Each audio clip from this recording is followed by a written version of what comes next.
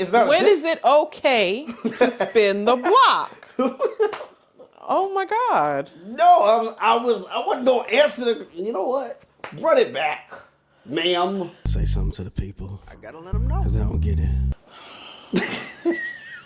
So Teddy, Yes, ma'am. when is it okay to spin the block? It is okay to allow someone to spin the block only if what caused its conclusion does not require resolution.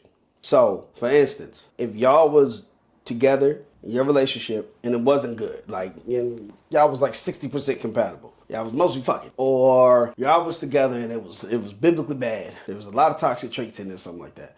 No, you don't let nobody spin the block. Yeah, people can go through stuff and they can change, but like, if you go, that's like a 10-year spin the block. Like, nigga, you a priest out of nowhere? Like, wow. But if it's something like, hey, we were dating or we were together and they went off to school. The long distance ended up being too much, or we already knew it wasn't going to work, so we just broke it off then and there. We never had a problem. So because we never had a problem, I see no issues with allowing that person to spin the block. Yeah, y'all could have had some changes and stuff like that. But what it is the circumstances caused the conclusion of the situation. Therefore, it's not a problem for that person to spin the block. We've heard some outliers like, oh, we were married and then we stopped being married for 4 years and then we never lost our connection and came back. But then again, what was the circumstance? I've dated somebody before where like the circumstances really, really got in the way. So when they came back to spin the block a year, 2 years later, it made sense to let it happen because it was the circumstances. Did their circumstances change? Yes, they had. So it was more possible to lend myself to the idea of being like, all right, well, maybe we got room to actually try this more now. That's the only time. That's the only time. If y'all broke up because y'all was not being a good fit for each other, unless you really one of them people who know how to compartmentalize for the wee-wee, no. And then you also have to decide, what are you spinning the block for? You have to be intentional about it.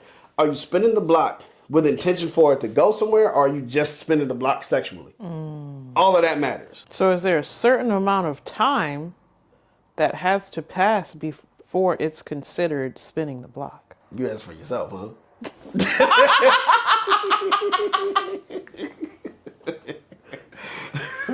I'm not giving you no more custom questions. Oh, that was the custom question. That was the custom question. Who the fuck knew? Well, is there a certain amount of time? Asking for a friend. Go ahead, get it, girl. Please go to hell. Well, the difference between spinning the block and taking space, it has to have a conclusion.